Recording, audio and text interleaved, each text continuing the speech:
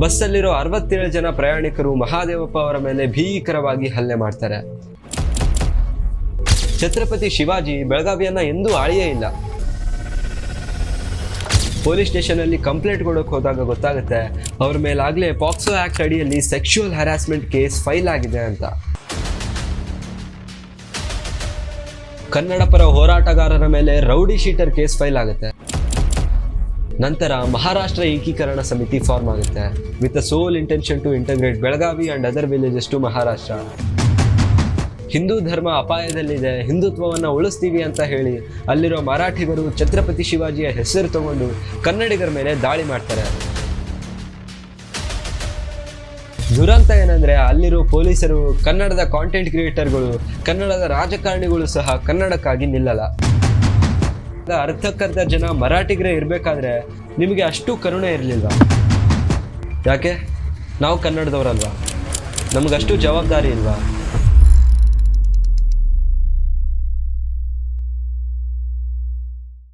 ಈ ಬೆಳಗಾವಿಯಲ್ಲಿರೋ language ಡಿಸ್ಪ್ಯೂಟಿನ issue ತುಂಬಾ complicated ಆಗಿದೆ. ಒಂದ್ಸರಿ ಯೋಚನೆ ಮಾಡಿ, ಕರ್ನಾಟಕದಲ್ಲೇ ಇರೋ ಕರ್ನಾಟಕದ ಅತಿ ದೊಡ್ಡ ಜಿಲ್ಲೆ, ಸಂಗೊಳ್ಳಿ ರಾಯಣ್ಣ ಹುಟ್ಟಿದ ಜಿಲ್ಲೆ, ಕಿತ್ತೂರು ಚೆನ್ನಮ್ಮ ಮೆಟ್ಟಿದ ಜಿಲ್ಲೆ, ಕರ್ನಾಟಕದ 2ನೇ ರಾಜಧಾನಿ. ಆದ್ರೆ ನೀವಿಲ್ಲಿ ಕನ್ನಡ ಮಾತಾಡಿದ್ರೆ ನಿಮ್ಮ ಮೇಲೆ ಹಲ್ಲೆ ನಡೆಯುತ್ತೆ. ಮದುವೆಗಳಲ್ಲಿ ಕನ್ನಡ ಹಾಡನ್ನ ಹಚ್ಚಿದ್ರೆ ಮದುವೆನೇ ನಿಂತು ಹೋಗುತ್ತೆ. ಕನ್ನಡ ಫಲಕಗಳನ್ನ ಹಾಕಿದ್ರೆ ಸರ್ಕಾರಿ ಕಚೇರಿಗಳನ್ನೇ ಸುಟ್ಟು ಹಾಕಲಾಗುತ್ತೆ. ಕನ್ನಡ ರಾಜ್ಯೋತ್ಸವ ಆಚರಿಸಿದ್ರೆ ಕಪ್ಪು ಮಸಿ ಬಳಿಯಲಾಗುತ್ತೆ. ಸ್ವಂತ ಮನೆಯಲ್ಲೇ ನಮಗೆ ನೆಮ್ಮದಿ ಇಲ್ಲ. ಇದು ಬೆಳಗಾವಿಯ ಕ್ರೂರ ವಾಸ್ತವ. ಭೌಗೋಳಿಕವಾಗಿಯೂ ಬೆಳಗಾವಿ 3 ಕಡೆಯಿಂದ ಕನ್ನಡ ಪ್ರಾಧಾನ್ಯತೆ ಇರುವ ಹಳ್ಳಿಗಳಿಂದ ಕೂಡಿದೆ. ಇದನ್ನು ಮಹಾರಾಷ್ಟ್ರಕ್ಕೆ ಸೇರಿಸೋದ್ರಿಂದ ಸುತ್ತಮುತ್ತ ಇರೋರಿಗೆ ತುಂಬಾ ಕಷ್ಟ ಆಗುತ್ತೆ. ಐತಿಹಾಸಿಕ ಸ್ಮಾರಕಗಳಿಂದಲೂ ಬೆಳಗಾವಿ ಕನ್ನಡಿಗರದ್ದೇ ಅಂತ ತಿಳಿದು ಬರುತ್ತೆ. ಬೆಳಗಾವಿಯ ಸರ್ಕಾರಿ ಕಚೇರಿಯಲ್ಲಿರೋ ಎಲ್ಲ ದಾಖಲೆಗಳು ಕೂಡ ಕನ್ನಡದಲ್ಲೇ ಇವೆ. ಮೊದಲೇ ಹೇಳ್ಬಿಡ್ತೀನಿ, I don't have any hate towards Marathi as A language. ಆದರೆ ನಮ್ಮ ಭಾಷೆ, ನಾಡು, ನುಡಿ ಅಂತ ಬಂದರೆ ನಾನು ಮಾತ್ರ ಸುಮ್ಮನೆ ಇರಲ್ಲ.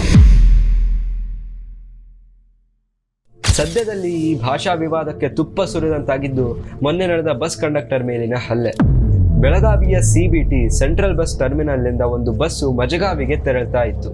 ಮಧ್ಯದಲ್ಲಿ ಬರೋ ಸುಳೆವಾವಿ ಎಂಬ ಹಳ್ಳಿಯಿಂದ ಒಬ್ಬ ಹುಡುಗಿ ಮತ್ತು ಅವಳ ಸ್ನೇಹಿತ ಇಬ್ಬರು ಬಸ್ಸನ್ನು ಹತ್ತಾರೆ. ಆ ಬಸ್ಸಲ್ಲಿದ್ದ ಕಂಡಕ್ಟರ್ ಹೆಸರು ಮಹಾದೇವಪ್ಪ ಹುಕ್ಕೇರಿ ಅಂತ, ಕನ್ನಡದವರು. ಮತ್ತೆ ಆ ಹುಡುಗಿ 18 ದಾಟದ ಮರಾಠಿ ಬಾಲಕಿ. ಆ ಹುಡುಗಿ ಹುಕ್ಕೇರಿ ಅವರಿಗೆ 2 ಫ್ರೀ ಟಿಕೆಟ್ ಕೇಳ್ತಾಳೆ. ಅದಕ್ಕೆ ಹುಕ್ಕೇರಿಯವರು ಕನ್ನಡದಲ್ಲೇ ಉತ್ತರಿಸ್ತಾ, ಗೃಹಲಕ್ಷ್ಮಿ ಯೋಜನೆಯಲ್ಲಿ ಕೇವಲ ಹೆಣ್ಮಕ್ಳಿಗೆ ಫ್ರೀ ಟಿಕೆಟ್ಸು, ಅದಕ್ಕೆ ಒಂದೇ ಫ್ರೀ ಟಿಕೆಟ್ ಕೊಡ್ತೀನಿ, ಇನ್ನೊಬ್ರು ಟಿಕೆಟ್ಗಾಗಿ ಪೇ ಮಾಡಬೇಕಾಗತ್ತೆ ಅಂತ ಹೇಳ್ತಾರೆ. ಆಗ ಆ ಹುಡುಗಿ, ನನಗೆ ಕನ್ನಡ ಬರಲ್ಲ, ಮರಾಠಿ ಮಾತಾಡಿ ಅಂತ ಹೇಳ್ತಾಳೆ. ಕರ್ನಾಟಕದಲ್ಲಿ ಪ್ರಯಾಣಿಸ್ತಿದ್ದ ಬಸ್ಸಲ್ಲಿ ಮರಾಠಿ ಮಾತಾಡಂದ್ರೆ ಯಾರು ತಾನೇ ಮಾತಾಡ್ತಾರೆ? ಅದು ಗೊತ್ತಿದ್ರೆ ಮಾತಾಡ್ತಿದ್ರೇನೋ, ಬಟ್ ಮಹಾದೇವಪ್ಪ ಅವರಿಗೆ ಮರಾಠಿ ಅಷ್ಟು ಸರಿಯಾಗಿ ಗೊತ್ತಿಲ್ಲ. ಹೀಗೆ ಇಬ್ಬರ ನಡುವೆ ವಾದ ಶುರುವಾಗುತ್ತೆ. ಈ ವಾಗ್ವಾದದ ಬೆಂಕಿ ಉರಿತಾ ದೊಡ್ಡದಾಗಿ ಬಸ್ಸಲ್ಲಿರೋ 67 ಜನ ಪ್ರಯಾಣಿಕರು ಮಹಾದೇವಪ್ಪ ಅವರ ಮೇಲೆ ಭೀಕರವಾಗಿ ಹಲ್ಲೆ ಮಾಡ್ತಾರೆ. ಅತ್ಯಂತ ದುರ್ದೈಗಳಿಂದ ಹಲ್ಲೆಗೀಡಾದ ಮಹಾದೇವಪ್ಪರವರು ಪೊಲೀಸ್ ಸ್ಟೇಷನ್ ಅಲ್ಲಿ ಕಂಪ್ಲೇಂಟ್ ಕೊಡೋಕೆ ಹೋದಾಗ ಗೊತ್ತಾಗುತ್ತೆ ಅವ್ರ ಮೇಲಾಗಲೇ ಪಾಕ್ಸೋ ಆಕ್ಟ್ ಅಡಿಯಲ್ಲಿ ಸೆಕ್ಷುವಲ್ ಹ್ಯಾರಾಸ್ಮೆಂಟ್ ಕೇಸ್ ಫೈಲ್ ಆಗಿದೆ ಅಂತ. ಕರ್ನಾಟಕದಲ್ಲಿ ಕನ್ನಡ ಮಾತಾಡೋದಕ್ಕೆ ಹಲ್ಲೆ ಮಾಡಿದ್ದಲ್ಲದೆ ಅಮಾಯಕ ಬಸ್ ಕಂಡಕ್ಟರ್ ಮೇಲೆ ಪಾಕ್ಸೋ ಕೇಸ್ ಬುಕ್ ಆಗುತ್ತೆ. ಜಸ್ಟಿಸ್ ಮತ್ತೆ ಪ್ರೊಟೆಕ್ಷನ್ ಸಿಗಬೇಕಾಗಿದ್ದ ಬಸ್ ಕಂಡಕ್ಟರ್ ಮೇಲೆ ಸುಮ್ನೆ ಸೆಕ್ಷುವಲ್ ಹ್ಯಾರಾಸ್ಮೆಂಟ್ ಕೇಸ್ ಫೈಲ್ ಮಾಡಿದ್ರೆ ಇದ್ಯಾವ ರೀತಿಯ ನ್ಯಾಯ? ಈ ಘಟನೆಯ ನಂತರ ಕನ್ನಡಿಗರು ಸಿಡಿದೇಳ್ತಾರೆ. ಸೋಷಿಯಲ್ ಮೀಡಿಯಾ ಪೇಜ್ಗಳಲ್ಲಿ, ನ್ಯೂಸ್ ಅಲ್ಲಿ ಎಲ್ಲೆಡೆ ಆಕ್ರೋಶದ ಬೆಂಕಿ ಹೆಚ್ಚಾಗುತ್ತೆ. ಕರ್ನಾಟಕದಲ್ಲಿ ಮುಂದೆ ನಿಮಗೆ ಮರಾಠಿ ಭಾಷೆ ಬರಲಿಲ್ಲ ಅಂದ್ರೆ ವಧೆ ತಿನ್ನೋಕೆ ಸಿದ್ಧರಾಗಿ. ಈ ಎಲ್ಲ ಸರಣಿ ಘಟನೆಗಳ ಹಿಂದೆ ಒಂದು ಘಟನೆ ಇದೆ. ಅದನ್ನೇ ಪೊಲೀಸರು ಟ್ರಿಗರ್ ಪಾಯಿಂಟ್ ಅಂತ ಹೇಳ್ತಾರೆ. ಅದು ಏನಂತ ನಿಮ್ಗೆ ಆಮೇಲೆ ಹೇಳ್ತೀನಿ. ಬೆಳಗಾವಿ ಕರ್ನಾಟಕದ ಸ್ವತ್ತು, ಎಂದೆಂದಿಗೂ ಕರ್ನಾಟಕಕ್ಕೆ ಸೇರಿದೆ. ಆದರೆ ಕೆಲವು ಮರಾಠಿ ಪುಂಡರು ಬೆಳಗಾವಿಯ ಮರಾಠಿಗರನ್ನ ಮ್ಯಾನಿಪುಲೇಟ್ ಮಾಡೋ ಫಾಲ್ಸ್ ಪ್ರೊಪಗ್ಯಾಂಡಾಗಳನ್ನು ಸೃಷ್ಟಿ ಮಾಡ್ತಿದ್ದಾರೆ. ಕೇವಲ ಬೆಳಗಾವಿಯಲ್ಲೇ 250 ಕನ್ನಡ ಶಾಸನಗಳು ಸಿಕ್ಕಿರುವಾಗ ಮರಾಠಿ ಶಾಸನಗಳು ಸಿಕ್ಕಿರುವುದು ಕೇವಲ 10. ಬೆಳಗಾವಿಯ ಮಣ್ಣನ್ನು ನೀವು ಬಗೆದ್ರೆ ನಿಮಗೆ ಸಿಗುವುದು ಕನ್ನಡದ ಶ್ರೇಷ್ಠ ರಾಜವಂಶಗಳಾದ ಚಾಳುಕ್ಯರು, ರಾಷ್ಟ್ರಕೂಟರು, ವಿಜಯನಗರ ಅರಸರು, ಕದಂಬರು, ಕಲ್ಯಾಣ ಚಾಳುಕ್ಯರ ಇತಿಹಾಸ. ಮರಾಠಿ ಅನ್ನೋ ಭಾಷೆ ಹುಟ್ಟೋಕ್ಕೂ ಮೊದಲೇ ಬೆಳಗಾವಿ ಮಾತ್ರ ಅಲ್ಲದೆ ಇಂದಿನ ಮಹಾರಾಷ್ಟ್ರದ ಹಲವಾರು ಪ್ರಮುಖ ಭಾಗಗಳನ್ನು ರೂಪಿಸಿರುವುದು ಕರ್ನಾಟಕದ ದೊರೆಗಳು. ಬೆಳಗಾವಿಗೆ ಮರಾಠರ ಇತಿಹಾಸವೇ ಇಲ್ಲ. 50 ವರ್ಷಗಳ ಕಾಲ ಸೌದತ್ತಿಯ ಜೈನ್ ರತ್ತರ ರಾಜಧಾನಿಯಾಗಿತ್ತು ಬೆಳಗಾವಿ. ನಂತರ ಯಾದವರು, ವಿಜಯನಗರ ಅರಸರು, ಬಿಜಾಪುರದ ಸುಲ್ತಾನರು, ನಾಯಕರು ಎಲ್ಲರೂ ಆಳಿದರು. ಛತ್ರಪತಿ ಶಿವಾಜಿ ಬೆಳಗಾವಿಯನ್ನ ಎಂದೂ ಆಳಿಯೇ ಇಲ್ಲ. ನಂತರ ಮೈಸೂರು ರಾಜ್ಯದ ಆಡಳಿತಕ್ಕೆ ಸೇರಿತು ಬೆಳಗಾವಿ. ಮೂರನೇ ಆಂಗ್ಲೋ ಮೈಸೂರು ಯುದ್ಧದ ನಂತರ ದುರಾದೃಷ್ಟವಶಾತ್ ಬೆಳಗಾವಿ ಪುಣೆಯ ಪೇಶ್ವರ ಕೈ ಸೇರಿತು. ಬೆಳಗಾವಿ 17ನೇ ಶತಮಾನದವರೆಗೂ ಕನ್ನಡಿಗರ ನಾಡಾಗಿತ್ತು. ನಂತರ ಆಗಿದ್ದೇನು? ವಲಸೆ. ಛತ್ರಪತಿ ಶಿವಾಜಿಯ ಕಾಲದಲ್ಲಿ ಮತ್ತೆ ಬ್ರಿಟಿಷ್ ಆಡಳಿತದ ಸಮಯದಲ್ಲಿ ಹಲವಾರು ಮರಾಠಿ ಭಾಷಿಗರು ಇಲ್ಲಿಗೆ ವಲಸೆ ಬಂದರು. ಈ ರೀತಿ ಅವರು ಬೆಳಗಾವಿ ಪ್ರದೇಶದ ಭಾಗವಾದರು. ಆದರೆ ಈ ಥರ ವಲಸೆ ಬಂದಿರೋದ್ರಿಂದ ನಿಮಗೆ ಬೆಳಗಾವಿಯ ಓನರ್ಶಿಪ್ ರೈಟ್ ಅಂತೂ ಸಿಗೋದಿಲ್ಲ. ಹಂಗೇನಾದ್ರೂ ಇದ್ದಿದ್ರೆ ಬೆಂಗಳೂರು ಇವಾಗ ನಾರ್ತ್ ಇಂಡಿಯಾದ ಭಾಗವಾಗಬೇಕಿತ್ತು. ಶತಶತಮಾನಗಳಿಂದ ಬೆಳಗಾವಿಗೋಸ್ಕರ ಯುದ್ಧ, ಗಲಾಟೆ, ಜಗಳ ನಡೀತಾ ಬಂದಿದೆ. ಅದು ಸಾಮ್ರಾಜ್ಯಕ್ಕೋಸ್ಕರ ಆಗಿರ್ಬೋದು, ಭಾಷೆಗೋಸ್ಕರ ಆಗಿರ್ಬೋದು, ಪೊಲಿಟಿಕಲ್ ಪವರ್ಗೋಸ್ಕರ ಆಗಿರ್ಬೋದು. ಇವತ್ತು ಮರಾಠಿಗರು ಅನುಭವಿಸ್ತಾ ಇರೋ ಸಮೃದ್ಧಿಯ ಹಿಂದೆ ಇರೋದು ಕನ್ನಡಿಗರ ನೆರಳು ಅನ್ನೋದನ್ನು ಅವರು ಮರೀತಿದ್ದಾರೆ ಅನ್ಸುತ್ತೆ. ಕರ್ನಾಟಕದ ಮೊದಲ ರಾಜಮನೆತನ ಅನ್ನೋ ಹೆಗ್ಗಳಿಕೆಗೆ ಪಾತ್ರರಾಗಿರೋ ಕದಂಬರು ಇವತ್ತಿನ ಮಹಾರಾಷ್ಟ್ರದ ಪಶ್ಚಿಮ ಕರಾವಳಿಯನ್ನ ಆಳಿದ್ದರು. ನಂತರ ಬಾದಾಮಿ ಚಾಳುಕ್ಯರ ಅವಧಿಯಲ್ಲಿ ಮಹಾರಾಷ್ಟ್ರ ಅನ್ನೋ ಭೂಭಾಗ ಸಂಪೂರ್ಣ ಕನ್ನಡಿಗರ ಅಧೀನಕ್ಕೆ ಒಳಪಟ್ಟಿತ್ತು. ನಂತರ ರಾಷ್ಟ್ರಕೂಟರು, ಕಲ್ಯಾಣ ಚಾಲುಕ್ಯರು, ಯಾದವರು ಸ್ವತಂತ್ರರಾಗುವವರೆಗೂ ಮಹಾರಾಷ್ಟ್ರ ಅನ್ನೋ ರಾಜ್ಯನೇ ಹುಟ್ಟಿರಲಿಲ್ಲ. 1325 ನಂತರ ತುಘಲಕ್ನ ಆಳ್ವಿಕೆಗೆ ಸಿಕ್ಕಿತ್ತು ಮಹಾರಾಷ್ಟ್ರ. ನಂತರ ಬಹುಮನಿಗಳು, ಅಹಮದ್ ನಗರ ಮತ್ತು ಬಿಜಾಪುರದ ಸುಲ್ತಾನರು ಇವರೆಲ್ಲರೂ ಮಹಾರಾಷ್ಟ್ರನ ಆಳಿದರು. 1655 ಛತ್ರಪತಿ ಶಿವಾಜಿ ಮಹಾರಾಜರು ಹುಟ್ಟಾಕಿದ್ದು ಸ್ವರಾಜ್ಯವನ್ನೇ ಹೊರತು ಮಹಾರಾಷ್ಟ್ರವನ್ನಲ್ಲ. ಅವರ ಆಳ್ವಿಕೆಯಲ್ಲೂ ಕೂಡ ಪೂರ್ಣ ಮಹಾರಾಷ್ಟ್ರ ಅವರ ಕೈಯಲ್ಲಿ ಇರಲಿಲ್ಲ. ಛತ್ರಪತಿ ಶಿವಾಜಿಯ ಮಗ ರಾಜರಾಮನಿಗೆ ಆಶ್ರಯ ಕೊಟ್ಟದ್ದು ಕೂಡ ನಮ್ಮ ಕನ್ನಡದ ಕೆಳದಿ ಚೆನ್ನಮ್ಮ ಅನ್ನೋದನ್ನ ಮರಿಬಾರ್ದು. ಇದೆಲ್ಲ ಆದಮೇಲೆ 18ನೇ ಶತಮಾನದ ಪ್ರಾರಂಭದಲ್ಲಿ ಔರಂಗಜೇಬಿನ ಸಾವಿನ ನಂತರ ಮರಾಠ ಸಾಮ್ರಾಜ್ಯ ಬಲಿಷ್ಠವಾಗಿ ಮರಾಠ ಸಾಮ್ರಾಜ್ಯದ ಸ್ಥಾಪನೆ ಆಯಿತು. ಅದು ಕೂಡ ಕೇವಲ 100 ವರ್ಷಗಳವರೆಗೆ. ನಂತರ ಅವರಲ್ಲೇ ಕಿತ್ತಾಟ ಶುರುವಾಗಿ ಮರಾಠ ಸಾಮ್ರಾಜ್ಯ ನಾಶವಾಗೋಯಿತು. ಭಾರತ ಸ್ವತಂತ್ರವಾಗುವವರೆಗೂ ಮಹಾರಾಷ್ಟ್ರ ಅನ್ನೋದು ಒಂದು ರಾಜ್ಯವಾಗಲೇ ಇಲ್ಲ. ಹಂಗೆ ನೋಡಿದ್ರೆ ಮಹಾರಾಷ್ಟ್ರದಲ್ಲಿರೋ ಎಷ್ಟೊಂದು ಐತಿಹಾಸಿಕ ಸ್ಮಾರಕಗಳೆಲ್ಲ ಕರ್ನಾಟಕ ಮತ್ತು ಆಂಧ್ರ ಪ್ರದೇಶದ ರಾಜಮನೆತನಗಳ ಕೊಡುಗೆನೆ. ರಾಷ್ಟ್ರಕೂಟ ಸಾಮ್ರಾಜ್ಯದ ಚಕ್ರವರ್ತಿ ಅಮೋಘ ವರ್ಷ ತನ್ನ ಕೈ ಹೆಬ್ಬೆರಳನ್ನ ಮಹಾರಾಷ್ಟ್ರದ ಕೊಲ್ಲಾಪುರ ಮಹಾಲಕ್ಷ್ಮಿಗೆ ಅರ್ಪಿಸಿದ್ನಂತೆ. ಇತಿಹಾಸವನ್ನೆಲ್ಲ ಬಿಟ್ಟು ಲೀಗಲ್ ಡಾಕ್ಯುಮೆಂಟ್ಸ್ ಏನ್ ಹೇಳುತ್ತೆ ಅನ್ನೋದನ್ನ ನೋಡೋದಾದ್ರೆ 1956 ನಡೆದ ಸ್ಟೇಟ್ಸ್ ರಿಆರ್ಗನೈಸೇಷನ್ ಆಕ್ಟ್ ಮಹಾರಾಷ್ಟ್ರಕ್ಕೆ ಎಂದೂ ಮಾಸದ ಗಾಯವನ್ನ ಉಂಟು ಮಾಡುತ್ತೆ. 1947 ಭಾರತ ಸ್ವತಂತ್ರವಾದ ನಂತರ 4 ಪಾರ್ಟ್ ಆಗಿ ಡಿವೈಡ್ ಆಗಿತ್ತು. ಪಾರ್ಟ್ ಎ ಬಂದು ಬ್ರಿಟಿಷ್ ಪ್ರಾವಿನ್ಸಸ್, ಪಾರ್ಟ್ ಬಿ ಬಂದು provinces with legislatures, part C ಬಂದು chief commissioner provinces, part D ಬಂದು ಅಂಡಮಾನ್ ನಿಕೋಬಾರ್ ಐಲ್ಯಾಂಡ್ಸ್. ಸ್ವಾತಂತ್ರ್ಯದ ನಂತರ ಭಾರತದಲ್ಲಿ 562 ಪ್ರಿನ್ಸ್ಲಿ ಸ್ಟೇಟ್ಸ್ ಅಂದ್ರೆ ರಾಜಪ್ರಭುತ್ವದ ರಾಜ್ಯಗಳಿದ್ವು. ಯೋಚನೆ ಮಾಡಿ, 562 ಪುಟ್ಟ ಪುಟ್ಟ ರಾಜ್ಯಗಳು. ಹೀಗಿದ್ರೆ ಅಡ್ಮಿನಿಸ್ಟ್ರೇಷನ್ ಮಾಡೋಕೆ ತುಂಬಾ ತೊಂದರೆ ಆಗುತ್ತೆ ಅಂತ ಗೊತ್ತಾಯ್ತು. ನಾನು ಇವ್ರ ಹೆಸರನ್ನ ತಗೊಳ್ಳೇಬೇಕು. ಉಕ್ಕಿನ ಮನುಷ್ಯ ಅಂತಾನೆ ಕರೆಯಲ್ಪಡುವ ಸರ್ದಾರ್ ವಲ್ಲಭಭಾಯಿ ಪಟೇಲ್ ಅವರು ಈ ಎಲ್ಲ 562 ಪ್ರಿನ್ಸ್ಲಿ ಸ್ಟೇಟ್ಸ್ಗಳಿಗೆ ಒಂದು ಆಫರ್ ಅನ್ನ ನೀಡ್ತಾರೆ. ನಿಮ್ಗೆ ಏನ್ ಬೇಕು ನಾನು ಕೊಡ್ತೀನಿ, but be a part of Indian union ಅಂತ. ಅಂಡ್ 559 ಸ್ಟೇಟ್ಗಳು ಒಪ್ಕೊಳ್ಳುತ್ತೆ. ಹೈದರಾಬಾದ್ ಮಾತ್ರ ಪಾಕಿಸ್ತಾನ್ಗೆ ಸೇರ್ಬೇಕು ಅಂತ ಪಟ್ಟು ಹಿಡಿದು ನಿಲ್ಲುತ್ತೆ. ಬಟ್ ಹೈದರಾಬಾದ್ ಪಾಕಿಸ್ತಾನದಿಂದ ತುಂಬಾ ದೂರ ಇದ್ದ ಕಾರಣ ಇದು ಕ್ಯಾನ್ಸರ್ ರೀತಿ ಹರಡುತ್ತೆ ಅಂತ ಪಟೇಲ್ ಅವರು ಮಿಲಿಟರಿ ಕಳಿಸಿ ಹೈದರಾಬಾದ್ ನಿಜಾಮನನ್ನ ಸೋಲಿಸಿ ಹೈದರಾಬಾದ್ನನ್ನ ವಾಪಸ್ ತರ್ತಾರೆ. ಟಾಪಿಕ್ ಇಂದ ಡೈವರ್ಟ್ ಆಗ್ತಿದ್ದೀನಿ ಅನ್ಸುತ್ತೆ. Okay, coming back. ಹೀಗೆ ಬೆಳಗಾವಿ ಮುಂಬೈ ರಾಜ್ಯದ ಭಾಗವಾಗುತ್ತೆ. ಈಗಿನ ಬಿಜಾಪುರ, ಧಾರವಾಡ, ಉತ್ತರ ಕನ್ನಡ ಇವೆಲ್ಲ ಬಾಂಬೆ ಸ್ಟೇಟ್ನ ಪಾರ್ಟ್ ಆಗಿದ್ವು. ಇಷ್ಟು ದೊಡ್ಡ ದೇಶನ 4 ತುಂಡಾಗಿ ರೂಲ್ ಮಾಡೋದು, ಅಡ್ಮಿನಿಸ್ಟರ್ ಮಾಡೋಕೆ ತುಂಬಾ ಕಷ್ಟ ಆಗುತ್ತೆ ಅಂತ ಗೊತ್ತಾಗುತ್ತೆ. ಸೊ ಆಗ 2 ಕಮಿಟಿಗಳನ್ನ ಫಾರ್ಮ್ ಮಾಡ್ತಾರೆ. ಒಂದು ಎಸ್.ಕೆ. ಧಾನ್ ಕಮಿಟಿ, ಇನ್ನೊಂದು JNV ಮತ್ತೆ ಪಟ್ಟಾವಿ ಸೀತಾರಾಮಯ್ಯ ಕಮಿಟಿ ಅಂತ.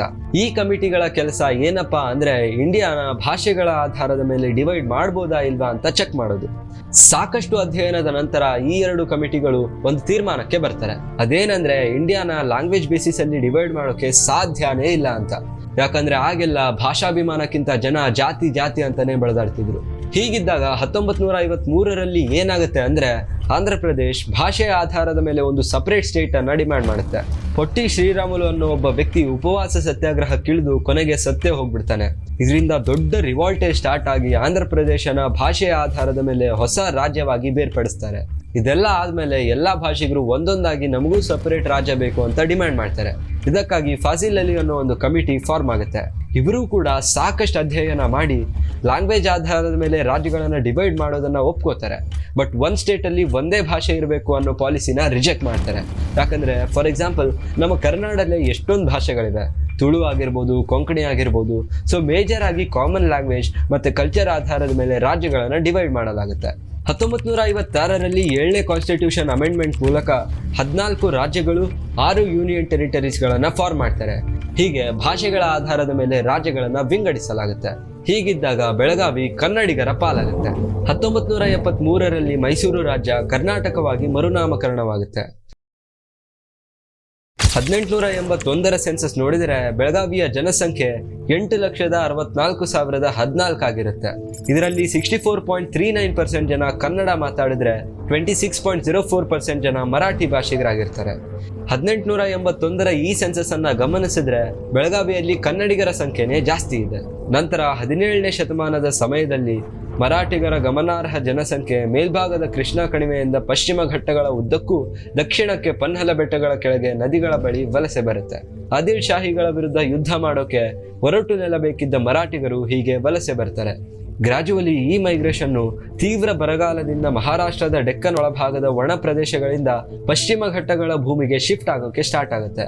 ಈ ಮೈಗ್ರೇಷನ್ ಎಷ್ಟರ ಮಟ್ಟಿಗೆ ಆಗುತ್ತೆ ಅಂದ್ರೆ ಸ್ಥಳೀಯರಿಗಿಂತ ಅವರೇ ಜಾಸ್ತಿ ಕಾಣೋಕೆ ಸ್ಟಾರ್ಟ್ ಆಗ್ತಾರೆ. ಇದೇ ಟೆಕ್ನಿಕ್ ಯೂಸ್ ಮಾಡಿ ಆಗ್ಲೇ ಮರಾಠಿಗರು ಪೂರ್ವ ವಿದರ್ಭದ ಗೊಂಡಿ ಭೂಮಿಯನ್ನ ಅಕ್ವೈರ್ ಮಾಡಿರ್ತಾರೆ. ಹೀಗೆ ವಲಸೆ ಬಂದು ಬೆಳಗಾವಿ ನಮ್ದು ನಮಗ್ ಕೊಟ್ಬಿಡಿ ಅಂತ ಅಂದ್ರೆ ಅದೇಗ್ ಸಾಧ್ಯ? ಒಂದ್ಸರಿ ನೀವೇ ಯೋಚನೆ ಮಾಡಿ. ಈಗ ಎಲ್ಲಾ ಗುಜರಾತ್ನವರು ಫಾಲ್ಗಾರ್ ಕೋಸ್ಟ್ಲೆಯಿಂದ ಹಿಡಿದು ಮುಂಬೈವರೆಗೂ ಮೈಗ್ರೇಟ್ ಆಗಿ ಬ್ಯಾಂಡ್ರಾ, ಅಂಧೇರಿ, ಗೋರೆಗಾಂವ್ ತಮ್ಮದೇ ಅಂತ ಡಿಮ್ಯಾಂಡ್ ಮಾಡಿದ್ರೆ ಅವ್ರಿಗೆ ಬಿಟ್ಕೊಟ್ಬಿಡ್ತಾರಾ ಅಥವಾ ತಮಗ್ ಸೇರಿರೋದನ್ನ ಉಳಿಸ್ಕೊಳ್ಳೋಕೆ ಹೋರಾಟ ಮಾಡ್ತಾರಾ? 1951ರ ಸೆನ್ಸಸ್ ನೋಡಿದ್ರೆ ಬೆಳಗಾವಿ ಸಿಟಿಯಲ್ಲಿ ಮರಾಠಿ ಮಾತಾಡುವವರು 60% ಆಗಿದ್ರೆ ಕನ್ನಡ ಮಾತಾಡುವವರು 18.8% ಆಗಿರ್ತಾರೆ. ಪಾಪ್ಯುಲೇಷನ್ ಅಲ್ಲಿ ಇಷ್ಟೊಂದು ಡಿಫರೆನ್ಸ್ ಆಗಿದ್ದು ಇಲ್ಲಿ ನಡೆದ ವಲಸೆಯಿಂದ. 1951ರ ಸೆನ್ಸಸ್ ಪ್ರಕಾರ ಮರಾಠಿಗರು ಜಾಸ್ತಿ ಇದ್ಮೇಲೆ ಬೆಳಗಾವಿನ ಮಹಾರಾಷ್ಟ್ರಕ್ಕೆ ಯಾಕೆ ಕೊಡ್ಲಿಲ್ಲ ಅನ್ನೋ ಪ್ರಶ್ನೆ ನಿಮ್ಮಲ್ಲಿ ಬರ್ಬೋದು. ನೀವು ಬರೀ ಬೆಳಗಾವಿ ಸಿಟಿ ಬಿಟ್ಟು ಇಡೀ ಬೆಳಗಾವಿ ಡಿಸ್ಟ್ರಿಕ್ಟ್ ಕನ್ಸಿಡರ್ ಮಾಡಿದ್ರೆ ಮೆಜಾರಿಟಿ ಆಫ್ ಪಾಪ್ಯುಲೇಷನ್ ಕನ್ನಡ ಮಾತಾಡ್ತಿತ್ತು. ಬೆಳಗಾವಿ ಡಿಸ್ಟಿಕ್ ಅಲ್ಲಿ 14 ತಾಲೂಕುಗಳಿವೆ. ಅಥಣಿ, ಬೈಲಹೊಂಗಲ, ಬೆಳಗಾವಿ, ಚಿಕ್ಕೋಡಿ, ಗೋಕಾಕ್, ಹುಕ್ಕೇರಿ, ಖಾನಾಪುರ, ಕಿತ್ತೂರು, ಮೂಡಲಗಿ, ನಿಪ್ಪಾಣಿ, ರಾಯಬಾಗ್, ರಾಮದುರ್ಗ್, ಸೌದತ್ತಿ ಮತ್ತೆ ಯಮಕನಮರಡಿ. ಆಗ ಮರಾಠಿಯನ್ನ ಬರೀ ಬೆಳಗಾವಿ ಸಿಟಿ ಮತ್ತೆ ಬಾರ್ಡರ್ ತಾಲೂಕುಗಳಾದ ನಿಪ್ಪಾಣಿ, ಖಾನಾಪುರದಲ್ಲಿ ಮಾತ್ರ ಮಾತಾಡ್ತಿದ್ರು. ಅಂಡ್ ಆಗ ಬೆಳಗಾವಿಯನ್ನ ಮಹಾರಾಷ್ಟ್ರಕ್ಕೆ ಬಿಟ್ಕೊಡೋ ಮಾತೇ ಇರಲಿಲ್ಲ ಗುರು.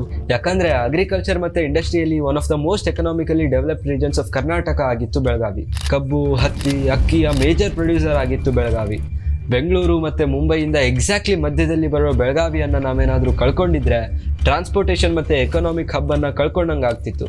ಇದರಿಂದ ತೃಪ್ತರಾಗದ ಮಹಾರಾಷ್ಟ್ರದವರು 1957ರಲ್ಲಿ ಸ್ಟೇಟ್ಸ್ ರಿಆರ್ಗನೈಸೇಷನ್ ಆಕ್ಟ್ನ 21(2)B ಅನ್ನ ಇನ್ವೋಕ್ ಮಾಡಿ ಸೆಂಟ್ರಲ್ ಗೌರ್ಮೆಂಟ್ಗೆ ಒಂದು ಮೆಮೊರಾಂಡಮ್ ಸಬ್ಮಿಟ್ ಮಾಡ್ತಾರೆ.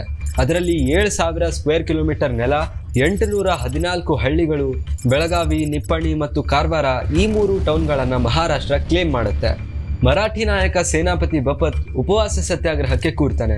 ಸೊ ಪ್ರೆಷರ್ ಅಲ್ಲಿ ಬಿದ್ದ ಸೆಂಟ್ರಲ್ ಗೌರ್ಮೆಂಟ್ ಈ ಡಿಸ್ಪ್ಯೂಟ್ ಅನ್ನ ಸಾಲ್ವ್ ಮಾಡೋಕೆ 1966ರಲ್ಲಿ ಮಹಾಜನ್ ಕಮಿಷನ್ ಅನ್ನ ಫಾರ್ಮ್ ಮಾಡುತ್ತೆ.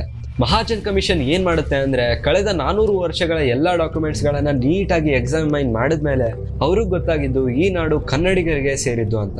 ಗೊತ್ತಾಗದೆ ಇನ್ನೇನು 400 ವರ್ಷ ಯಾಕೆ, ಸಾವಿರಾರು ವರ್ಷಗಳಿಂದ ಕನ್ನಡಿಗರೇ ಈ ಪ್ರಾಂತ್ಯನ ಆಳಿರೋದು. ಏನೋ ಕಳೆದ ಕೆಲವು ಶತಮಾನಗಳಿಂದ ಮರಾಠಿಗರು ಇಲ್ಲಿಗೆ ವಲಸೆ ಬಂದಿದ್ರಿಂದ ಇಲ್ಲಿ ಅವರ ಜನಸಂಖ್ಯೆ ಹೆಚ್ಚಾಗಿದೆ ಹೊರತು ಈ ಜಾಗ ಅವರಿಗೆ ಸೇರಿದ್ದು ಅಂತ ಎಲ್ಲೂ ಬರೆದಿಲ್ಲ. 1967ರಲ್ಲಿ ಮಹಾಜನ್ ಕಮಿಷನ್ನಿನ ರಿಪೋರ್ಟ್ ಬರುತ್ತೆ ಅಂಡ್ ಇಟ್ ಸ್ಟೇಟೆಡ್ 247 ಹಳ್ಳಿಗಳು ಮತ್ತು ಬೆಳಗಾವಿ ಕರ್ನಾಟಕಕ್ಕೆ ಸೇರಿದ್ದು, 266 ಹಳ್ಳಿಗಳು ಮಹಾರಾಷ್ಟ್ರಕ್ಕೆ ಸೇರಬೇಕು ಅಂತ. ಇದರಿಂದಲೂ ಮಹಾರಾಷ್ಟ್ರಕ್ಕೆ ತೃಪ್ತಿ ಆಗದೆ ಅದನ್ನ ರಿಜೆಕ್ಟ್ ಮಾಡ್ತಾರೆ. ನಂತರ ಮಹಾರಾಷ್ಟ್ರ ಏಕೀಕರಣ ಸಮಿತಿ ಫಾರ್ಮ್ ಆಗುತ್ತೆ with a sole intention to integrate Belagavi and other villages to Maharashtra. ನೆನ್ಪಿಟ್ಕೊಳ್ಳಿ, ಇಲ್ಲಿ ಫಾರ್ಮ್ ಆಗೋ MES ಇಂದಾನೆ ಈಗಲೂ ಎಷ್ಟೊಂದು ಫಾಲ್ಸ್ ಪ್ರಾಪಗ್ಯಾಂಡಾ ಸ್ಪ್ರೆಡ್ ಆಗ್ತಿದೆ ಅಂತ ಆಮೇಲೆ ಹೇಳ್ತೀನಿ. ಈ ಡಿಸ್ಪ್ಯೂಟ್ ಅಲ್ಲಿದ್ದ ರೀಜನ್ಗಳಲ್ಲಿ 1960ರಿಂದ 80ರವರೆಗೆ ಸಾಕಷ್ಟು ಗಲಾಟೆ ನಡೆಯುತ್ತೆ. 2004ರಲ್ಲಿ ಮಹಾರಾಷ್ಟ್ರ ಆರ್ಟಿಕಲ್ 131B ಅಡಿಯಲ್ಲಿ ಸುಪ್ರೀಂ ಕೋರ್ಟ್ಗೆ ಹೋಗ್ತಾರೆ, rejecting the report of Mahajan commission. ಆಗಿಂದ ಅದು ಕೋರ್ಟಲ್ಲೇ ಇದೆ, ಇನ್ನೂ ಯಾವುದೇ ಡಿಸಿಷನ್ ಬಂದಿಲ್ಲ. ಅವಾಗ್ಲಿಂದ ಪ್ರತಿ ಸರ್ತಿ ಒಂದಲ್ಲ ಒಂದು ರೀತಿಯಲ್ಲಿ MES ಮತ್ತೆ ಶಿವಸೇನಾದವರು ಸೇರ್ಕೊಂಡು ಕನ್ನಡಿಗರನ್ನ ಕೆಣಕೋ ಸಾಹಸಕ್ಕೆ ಕೈ ಹಾಕ್ತಾನೆ ಇರ್ತಾರೆ. ನಂಗೇನ್ ಅನ್ಸಿತ್ತು ಅಂದ್ರೆ ಬೆಳಗಾವಿಯಲ್ಲಿರೋ ಎಷ್ಟೊಂದು ಜನಕ್ಕೆ ಇದು ಮ್ಯಾಟರೇ ಆಗ್ತಿಲ್ಲ ಅಂತ. ಯಾಕಂದ್ರೆ ನನ್ನ ಫ್ರೆಂಡ್ಸ್ ಎಷ್ಟೊಂದು ಜನ ಬೆಳಗಾವಿಯಲ್ಲೇ ಇದ್ದಾರೆ, they speak and respect both the languages. But ನಾನು ಇದನ್ನ ಡೀಪ್ ಆಗಿ ನೋಡಿದಾಗ ಗೊತ್ತಾಯ್ತು ಪಾಲಿಟಿಕಲ್ ಅಜೆಂಡಾದಿಂದ ಈ ಲಿಂಗ್ವಿಸ್ಟಿಕ್ ಹೇಟ್ ಸ್ಪ್ರೆಡ್ ಆಗ್ತಿರೋದು ಅಂತ. ಹಿಂದೂ ಧರ್ಮ ಅಪಾಯದಲ್ಲಿದೆ, ಹಿಂದುತ್ವವನ್ನ ಉಳಿಸ್ತೀವಿ ಅಂತ ಹೇಳಿ ಅಲ್ಲಿರೋ ಮರಾಠಿಗರು ಛತ್ರಪತಿ ಶಿವಾಜಿಯ ಹೆಸರು ತಗೊಂಡು ಕನ್ನಡಿಗರ ಮೇಲೆ ದಾಳಿ ಮಾಡ್ತಾರೆ. ಇದರ ಬಗ್ಗೆ ಏನಾದರೂ ಮಾತಾಡಿದ್ರೆ ಹಿಂದೂ ಧರ್ಮವನ್ನ ಒಡಿತಿದೀವಿ ಅಂತ ಅವ್ರು ಹೇಳ್ತಾರೆ. ಮಹಾರಾಷ್ಟ್ರ ಒಳಗಡೆ ಒಂದು ಬಸ್ಸೋ ಒಂದು ಕಾರ್ನೋ ನಿಲ್ಲಿಸ್ಬಿಟ್ಟು ಆ ಕ್ಯಾನಲ್ಲಿ ಬರೋ ಬಣ್ಣನ ಸರ್ ಸರ್ ಸರ್ ಸರ್ ಅಂತ ಬರೆದ್ಬಿಟ್ಟು ಕೈಗೆ ಸಿಕ್ಕಿದ್ದೊಂದು ಬಣ್ಣ ಹಿಂಗ್ ಹಿಂಗ್ ಹಿಂಗ್ ಮುದ್ದು ಮಾಡ್ಬಿಟ್ಟು ಒಂದು ಹಾರ ಹಾಕುದು. ಯಾವ ದೊಡ್ಡ ಶಿವಾಜಿ ಮೆಚ್ತಾನ್ಯಾ ಈ ಹೀರೋಯಿಸಮ್ನ? ಶಿವಾಜಿ ಪಾಲಯರ್ಸ್ ಅವನಲ್ಲಿ ನೀವೆಲ್ಲಿ? ದುರಂತ ಏನಂದ್ರೆ ಅಲ್ಲಿರೋ ಪೊಲೀಸರು, ಕನ್ನಡದ ಕಾಂಟೆಂಟ್ ಕ್ರಿಯೇಟರ್ಗಳು, ಕನ್ನಡದ ರಾಜಕಾರಣಿಗಳು ಸಹ ಕನ್ನಡಕ್ಕಾಗಿ ನಿಲ್ಲಲ್ಲ. ಇದು ಬರೀ ಭಾಷಾ ವಿವಾದ ಅಥವಾ ಪ್ರಾಂತ್ಯಕ್ಕಾಗಿ ಹೋರಾಟ ಆಗದೆ ರಾಜಕೀಯ ವಿವಾದವಾಗಿದೆ. ಹಲವಾರು ರಾಜಕಾರಣಿಗಳು ಇದನ್ನೇ ಅಸ್ತ್ರವಾಗಿಟ್ಕೊಂಡು ಬೆಳಗಾವಿಯನ್ನ ಯುದ್ಧ ಭೂಮಿಯಾಗಿ ಮಾಡಿ ಜನರ ಭಾಷಾಭಿಮಾನದ ಜೊತೆ ಆಟ ಆಡ್ತಿದ್ದಾರೆ. ಇನ್ನು ಈಗಿನ ಪರಿಸ್ಥಿತಿ ನೋಡಿದ್ರೆ 40 ಲಕ್ಷ ಪಾಪ್ಯುಲೇಷನ್ ಇರೋ ಬೆಳಗಾವಿ ಕರ್ನಾಟಕದ ಅತಿ ದೊಡ್ಡ ಜಿಲ್ಲೆಯಾಗಿದೆ. ಸದ್ಯದಲ್ಲಿ ಇಡೀ ಜಿಲ್ಲೆಯಲ್ಲಿ 70% ಜನ ಕನ್ನಡಿಗರು, 18% ಮರಾಠಿಗರು, ಉಳಿದ 10% ಉರ್ದು ಮಾತಾಡೋ ಮುಸಲ್ಮಾನರು. ಕೇವಲ ಬೆಳಗಾವಿ ಸಿಟಿಯಲ್ಲಿನೇ 42% ಕನ್ನಡಿಗರು, 32% ಮರಾಠಿಗರು ಇರುವಾಗ ಇವಾಗ ಹೇಳಿ ಯಾವ ಬೇಸಿಸ್ ಮೇಲೆ ಮರಾಠಿ ಎಕ್ಸ್ಟ್ರೀಮಿಸ್ಟ್ಗಳು ಬೆಳಗಾವಿ ತಮ್ಮದು ಅಂತ ಕ್ಲೇಮ್ ಮಾಡ್ತಾರೆ ಅಂತ? 1967ರ ಮಹಾಜನ್ ಕಮಿಷನ್ ರಿಪೋರ್ಟೇ ಹೇಳುವಂತೆ ಬೆಳಗಾವಿ ಕ್ಲಿಯರ್ಲಿ ಕರ್ನಾಟಕಕ್ಕೆ ಸೇರುತ್ತೆ.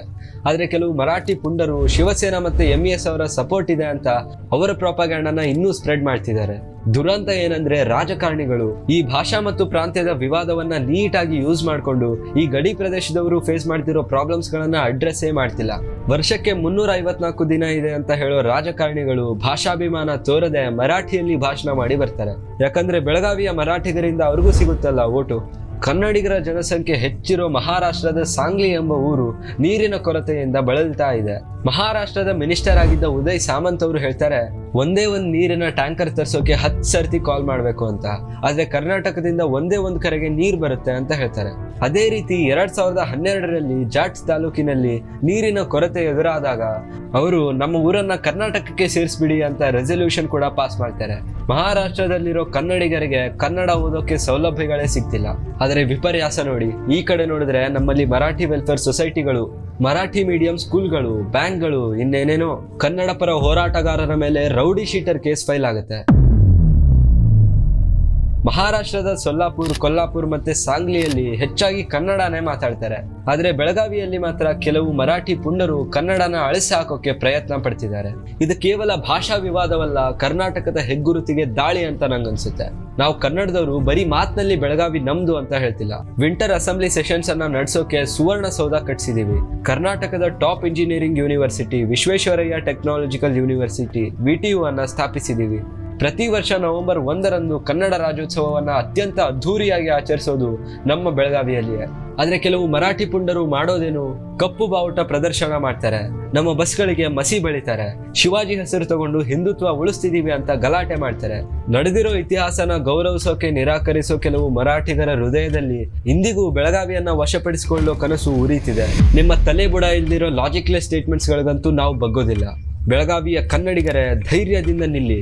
ಇದು ನಮ್ಮ ನೆಲ. ಮರಾಠಿಯನ್ನ ಭಾಷೆಯ ರೂಪದಲ್ಲಿ ಗೌರವಿಸೋದೇನೋ ಸರಿ, ಆದರೆ ನಮ್ಮ ನಾಡು, ನಮ್ಮ ನುಡಿ, ನಮ್ಮ ಭಾಷೆಗೆ ಧಕ್ಕೆ ತರೋಕೆ, ನಮ್ಮ ಭಾಷೆಯನ್ನ ಅಳಿಸಿ ಹಾಕೋಕೆ ಮಾತ್ರ ಬಿಡೋದು ಬೇಡ. ಇದು ಬರೀ ಬೆಳಗಾವಿಗೆ ಮಾತ್ರ ಸೀಮಿತವಾಗಿಲ್ಲ. ಇಡೀ ಕರ್ನಾಟಕದಲ್ಲಿ ಎಲ್ಲೇ ಇದ್ರೂ ಕನ್ನಡ ಕಲೀರಿ, ಕನ್ನಡ ಬಳಸಿ, ಕನ್ನಡ ಉಳಿಸಿ. ಯಾಕಂದ್ರೆ ನಾವೇನಾದ್ರೂ ಬೆಳಗಾವಿಯನ್ನ ಮಹಾರಾಷ್ಟ್ರಕ್ಕೆ ಬಿಟ್ಕೊಟ್ರೆ ನಾಳೆ UP, ಬಿಹಾರ್, MP ಇಂದ ಇಲ್ಲಿಗೆ ಕೆಲಸ ಹುಡುಕೊಂಬರೋರು ಇದು ಅವ್ರದೇ ರಾಜ್ಯ ಅಂತ ಹೇಳೋ ಸಮಯ ದೂರ ಇಲ್ಲ. ಈ ಬಸ್ ಕಂಡಕ್ಟರ್ ಘಟನೆಗೂ 2 ತಿಂಗಳ ಮುಂಚೆ ಅಂದ್ರೆ ಜನವರಿ 2ರಂದು ರಾತ್ರಿ ಅದೇ CBT ಇಂದ ಮಜಗಾವಿಗೆ ಹೋಗೋ ಬಸ್ ಒಂದರಲ್ಲಿ ಲೇಡಿ ಕಂಡಕ್ಟರ್ ಜೊತೆ ಮರಾಠಿ ಭಾಷಿಗರ ವಾಗ್ವಾದ ನಡೆದಿದೆ.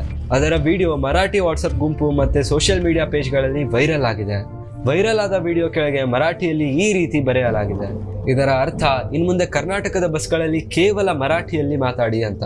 ಹಾಗಾಗಿ ಮೊದಲೆಲ್ಲ ಕನ್ನಡದಲ್ಲೇ ಮಾತಾಡ್ತಿದ್ದ ಮರಾಠಿ ಯುವಕ ಯುವತಿಯರು ಸೋಷಿಯಲ್ ಮೀಡಿಯಾದ ಈ ವೈರಲ್ ವಿಡಿಯೋ ನೋಡಿ ಈಗ ಕೇವಲ ಮರಾಠಿ ಮಾತ್ರ ಮಾತಾಡೋಕೆ ಶುರು ಮಾಡಿದ್ದಾರೆ. ಅದರಿಂದ ಕನ್ನಡದ ಕಂಡಕ್ಟರ್ಗಳಿಗೆ ಕೆಲಸ ಮಾಡೋಕೆ ಸ್ವಲ್ಪ ಕಷ್ಟ ಆಗ್ತಿದೆ. 3-4 ಕಡೆ ಸಣ್ಣ ಪುಟ್ಟ ಗಲಾಟೆಗಳು ಕೂಡ ನಡೆದಿವೆ. ಪೊಲೀಸರು ಈ ಘಟನೆಯನ್ನ ಟ್ರಿಗರ್ ಪಾಯಿಂಟ್ ಅಂತ ಹೇಳ್ತಾರೆ. ಈ ಘಟನೆಯಿಂದ 2 ಕಡೆ ಬೆಂಕಿ ಹತ್ತುತ್ತೆ. ಕನ್ನಡ ಪರ ಸಂಘಟನೆಗಳು, ಪ್ರತಿಭಟನಾಕಾರರು ಹೋರಾಟ ಮಾಡ್ತಾರೆ. ಶನಿವಾರ ಕರ್ನಾಟಕ ಮತ್ತೆ ಮಹಾರಾಷ್ಟ್ರದ ನಡುವೆ ಬಸ್ ಸೇವೆಗಳನ್ನ ಸ್ಥಗಿತಗೊಳಿಸಲಾಗುತ್ತೆ. ಚಿತ್ರದುರ್ಗದಲ್ಲಿ ಮಹಾರಾಷ್ಟ್ರದ ಬಸ್ ಡ್ರೈವರ್ ಅನ್ನ ಅಟ್ಯಾಕ್ ಮಾಡಲಾಗುತ್ತೆ. ಅದಕ್ಕೆ ಪ್ರತಿಕಾರವಾಗಿ ಮಹಾರಾಷ್ಟ್ರದ ಕೊಲ್ಲಾಪುರದಲ್ಲಿ ಶಿವಸೇನಾ ಕಾರ್ಯಕರ್ತರು ಕರ್ನಾಟಕದ ಬಸ್ಗಳಿಗೆ ಕಪ್ಪು ಬಣ್ಣ ಬಳಿತಾರೆ. MES ಮತ್ತೆ ಶಿವಸೇನಾ ಕಾರ್ಯಕರ್ತರಲ್ಲಿ ಕನ್ನಡದ ವಿರುದ್ಧ ಎಷ್ಟು ದ್ವೇಷ ಇದೆ ಅನ್ನೋದಕ್ಕೆ ಒಂದು ಕತೆ ಹೇಳ್ತೀನಿ ಕೇಳಿ. 1986ರಲ್ಲಿ ಬೆಳಗಾವಿಯ ಶಾಲೆಗಳಲ್ಲಿ ಕನ್ನಡವನ್ನ ಕಂಪಲ್ಸರಿ ಮಾಡಲಾಗುತ್ತೆ. ಇದರಿಂದ ಕೆಲವು ಮರಾಠಿ ಎಕ್ಸ್ಟ್ರೀಮಿಸ್ಟ್ಗಳಲ್ಲಿ ಆಕ್ರೋಶ ಹೆಚ್ಚಾಗುತ್ತೆ. ಮಹಾರಾಷ್ಟ್ರದ ಯಂಗ್ ಲೀಡರ್ ಆಗಿದ್ದ ಶರದ್ ಪವಾರ್ ಅವರ ನೇತೃತ್ವದಲ್ಲಿ ಒಂದು ಕುತಂತ್ರವನ್ನ ಪ್ಲಾನ್ ಮಾಡ್ತಾರೆ. ಕರ್ನಾಟಕದ ಬಾರ್ಡರ್ ಬ್ಯಾರಿಕೇಡ್ ಅನ್ನ ಡ್ರೈವರ್ ವೇಷದಲ್ಲಿ ನುಸುಳಿ ಒಳಗೆ ಬರ್ತಾರೆ. ಬೆಳಗಾವಿಯಲ್ಲಿ ರಕ್ಕಸಕೊಪ್ಪ ಅಂತ ಒಂದು ಡ್ಯಾಮ್ ಇದೆ. ಆಗ ಬೆಳಗಾವಿಗೆ ರಕ್ಕಸಕೊಪ್ಪ ಒಂದೇ ಏಕೈಕ ವಾಟರ್ ಸೋರ್ಸ್ ಆಗಿತ್ತು. ಇದನ್ನ ತಿಳಿದಿದ್ದ ಮರಾಠಿ ಪುಂಡರು 20 ಕಿಲೋಮೀಟರ್ ಉದ್ದದ ಪೈಪ್ಲೈನ್ ಅಲ್ಲಿ ಹಲವಾರು ಕಡೆ ಡ್ಯಾಮೇಜ್ ಮಾಡ್ತಾರೆ. ಇದರಿಂದ ಬೆಳಗಾವಿ 3 ದಿನಗಳ ಕಾಲ ನೀರಿಲ್ಲದೆ ಪರದಾಡುತ್ತೆ. ಅಲ್ಲ, ಒಂದ್ ವಿಷಯ ನಂಗೆ ಅರ್ಥ ಆಗ್ಲಿಲ್ಲ. ಬೆಳಗಾವಿಯಲ್ಲಿರೋ ಕನ್ನಡಿಗರ ಮೇಲೆ ನಿಮ್ ದ್ವೇಷ ಏನೋ ಅರ್ಥ ಆಗುತ್ತೆ, ಆದ್ರೆ ಅಲ್ಲಿ ಆಗ ಅರ್ಧಕ್ಕರ್ಧ ಜನ ಮರಾಠಿಗರೇ ಇರ್ಬೇಕಾದ್ರೆ ನಿಮಗೆ ಅಷ್ಟು ಕರುಣೆ ಇರ್ಲಿಲ್ವಾ? ವೈಲೆನ್ಸ್ ಅಲ್ಲಿಗೆ ಸ್ಟಾಪ್ ಆಗಲ್ಲ. ಮಿರಾಜ್ ವಾಸ್ಕೋ ಟ್ರೈನ್ ಅನ್ನ ಡೀರೇಲ್ ಮಾಡಲಾಗುತ್ತೆ. ಹಿಂಸಾಚಾರ ಕಾಡ್ಗಿಚ್ಚಿನಂತೆ ಬೆಳೆದು 9 ಜನರ ಬಲಿ ಪಡೆದಾಗ ಆಗಿನ ಕರ್ನಾಟಕದ CM ರಾಮಕೃಷ್ಣ ಹೆಗಡೆ ಅವರು ತಮ್ಮ ತೀರ್ಮಾನವನ್ನ ವಾಪಸ್ ತಗೋಬೇಕಾಗತ್ತೆ. ಈ ಬಾರ್ಡರ್ ಡಿಸ್ಪ್ಯೂಟ್ಸು ಬರೀ ಕರ್ನಾಟಕ ಮತ್ತು ಮಹಾರಾಷ್ಟ್ರದ ಮಧ್ಯೆ ಮಾತ್ರ ನಡೆಯೋದಿಲ್ಲ. ಅಸ್ಸಾಂ ಮೇಘಾಲಯದ ಮಧ್ಯೆ, ಅಸ್ಸಾಂ ಮಿಜೋರಾಂ ಮಧ್ಯೆ, ಹರಿಯಾಣ ಹಿಮಾಚಲ್ ಪ್ರದೇಶದ ಮಧ್ಯೆಯೂ ನಡೆಯುತ್ತೆ. ಆದರೆ ಬೆಳಗಾವಿಯ ಕೇಸ್ ಎಲ್ಲಕ್ಕಿಂತ ವಿಭಿನ್ನ, ಏಕೆಂದರೆ ಎರಡೂ ರಾಜ್ಯಗಳಲ್ಲೂ ಒಂದೇ ಪಾರ್ಟಿ ಇದ್ದಾಗಲೂ ಈ ವಿವಾದ ನಡೆಯುತ್ತೆ. ಹೋಮ್ ಮಿನಿಸ್ಟರ್ ಅಮಿತ್ ಶಾ ಅವರಿಂದಲೂ ಮಹಾರಾಷ್ಟ್ರದ ಆಪೋಸಿಷನ್ ಅನ್ನ ತಡೆಯೋಕ್ಕಾಗದೆ 865 ಹಳ್ಳಿಗಳನ್ನ ಕ್ಲೇಮ್ ಮಾಡೋ ರೆಸಲ್ಯೂಷನ್ ಪಾಸ್ ಮಾಡಲೇಬೇಕಾಗುತ್ತೆ. ಈ ವಿವಾದಕ್ಕೆ ಪರ್ಮನೆಂಟ್ ಆಗಿ ಒಂದು ಸೊಲ್ಯೂಷನ್ ಸಿಗದೆ 2021ರ ಡಿಸೆಂಬರ್ ಅಲ್ಲಿ ಬೆಳಗಾವಿಯನ್ನ ರಾಜ್ಯದ 2ನೇ ರಾಜಧಾನಿಯಾಗಿ ನೇಮಿಸಲಾಯಿತು. ಈ ವಿಷಯದ ಮೇಲೆ ಧ್ವನಿ ಎತ್ತಿ ಅಂತ ಹೇಳಿದ್ರೆ ನಾವು ಮಾತಾಡಿದ್ರೆ ಏನೂ ಬದಲಾಗಲ್ಲ ಅಂತ ಕೆಲವು ಕಾಂಟೆಂಟ್ ಕ್ರಿಯೇಟರ್ಸ್ ಹೇಳ್ತಾರೆ. ರಾಜಕಾರಣಿಗಳೇ ಎಲ್ಲ ನೋಡ್ಕೋತಾರೆ, ಅವರನ್ನೇ ಪ್ರಶ್ನೆ ಮಾಡಿ ಅಂತ ಹೇಳ್ತಾರೆ. ಯಾಕೆ? ನಾವು ಕನ್ನಡದವರಲ್ವಾ? ನಮಗಷ್ಟು ಜವಾಬ್ದಾರಿ ಇಲ್ವಾ? ಕಾಂಟೆಂಟ್ ಮಾಡೋಕೆ ಕನ್ನಡ ಬೇಕು, ಆದರೆ ಕನ್ನಡದ ಪರ ನಿಲ್ಲೋಕ್ಕಾಗಲ್ಲ ಅಂದರೆ ನಮಗೆ ಭಾಷಾ ಪ್ರೇಮ ಇಲ್ವಾ? ಹಾಗಾದರೆ ನಾವು ಮಾಡೋ ವಿಡಿಯೋಗಳು ಸಾವಿರಾರು ಜನಕ್ಕೆ ಸ್ಫೂರ್ತಿ ಆಗುತ್ತೆ. ಒಟ್ಟಾರೆ ಧ್ವನಿ ಎತ್ತಿದ್ರೆ ಕನ್ನಡಿಗರು ನಮ್ಮ ಕೈ ಹಿಡಿತಾರೆ. ಕನ್ನಡ ಮತ್ತು ಕನ್ನಡಿಗರ ವಿಷಯಕ್ಕೆ ಬಂದಾಗ ಒಟ್ಟಾಗಿ ನಿಂತು ಧ್ವನಿ ಎತ್ತೋಣ. ಇದಕ್ಕೆಲ್ಲ ರಾಜಕಾರಣಿಗಳೇ ಆಗ್ಬೇಕಂತ ಏನಿಲ್ಲ. ನಾವು ನಮ್ಮ ಶಕ್ತಿಯನ್ನ ತೋರ್ಸೋಣ. ಇನ್ನ ಎಷ್ಟು ದಿನ ಅಂತ ಸುಮ್ಮನೆ ಕೂರಕ್ಕಾಗುತ್ತೆ?